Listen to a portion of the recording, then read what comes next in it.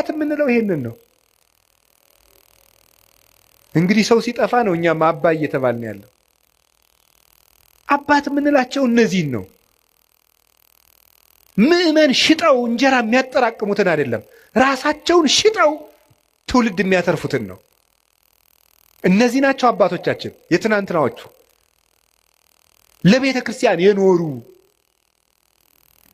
ለምዕመናን ራሳቸውን ቤዛ አድርገው የሰጡ። ቅዱስ ዮሐንስ አፈወርቅ ንግስቲቱ የድሃ መሬት ቀምታ ስታስቀድስ የድሃ መሬት ሳትመልሽ ማስቀደስ አትችይም ማለት አልመልስም ማለች። ካልመለሽ ታዲያ አንቺ የምድር ርስት ቀምተሽ የሰማይ ርስት ታገኛለሽ ማለት አትችይም። እግዚአብሔር የፍትህ አምላክ ነው፣ እንዳትቆርብ ያውግዥሻለሁ አለ። አሰድድሃለሁ አለችው። አሰድጅኝ፣ የፈለግሽውን አድርጊ። ስታሰድደው ምን እንዳደረገ ታውቃላችሁ?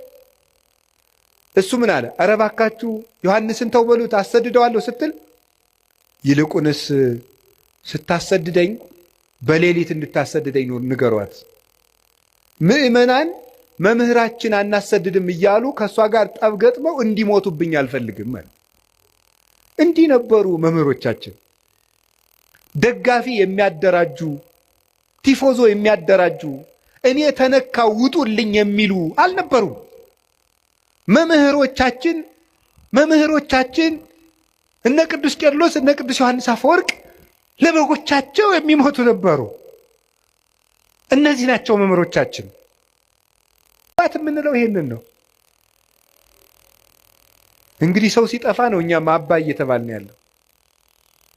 አባት የምንላቸው እነዚህን ነው። ምዕመን ሽጠው እንጀራ የሚያጠራቅሙትን አይደለም፣ ራሳቸውን ሽጠው ትውልድ የሚያተርፉትን ነው።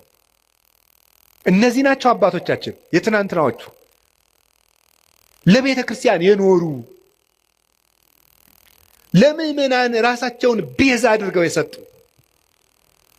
ቅዱስ ዮሐንስ አፈወርቅ ንግስቲቱ የድሃ መሬት ቀምታ ስታስቀድስ የድሃ መሬት ሳትመልሽ ማስቀደስ አትችይም ማለት አልመልስም ማለች። ካልመለሽ ታዲያ አንቺ የምድር ርስት ቀምተሽ የሰማይ ርስት ታገኛለሽ ማለት አትችይም። እግዚአብሔር የፍትህ አምላክ ነው፣ እንዳትቆርብ ያውግዥሻለሁ አለ። አሰድድሃለሁ አለችው። አሰድጅኝ፣ የፈለግሽውን አድርጊ። ስታሰድደው ምን እንዳደረገ ታውቃላችሁ? እሱ ምን አለ? ኧረ እባካችሁ ዮሐንስን ተው በሉት አሰድደዋለሁ ስትል፣ ይልቁንስ ስታሰድደኝ በሌሊት እንድታሰድደኝ ነው ንገሯት። ምዕመናን መምህራችን አናሰድድም እያሉ ከእሷ ጋር ጠብ ገጥመው እንዲሞቱብኝ አልፈልግም ማለት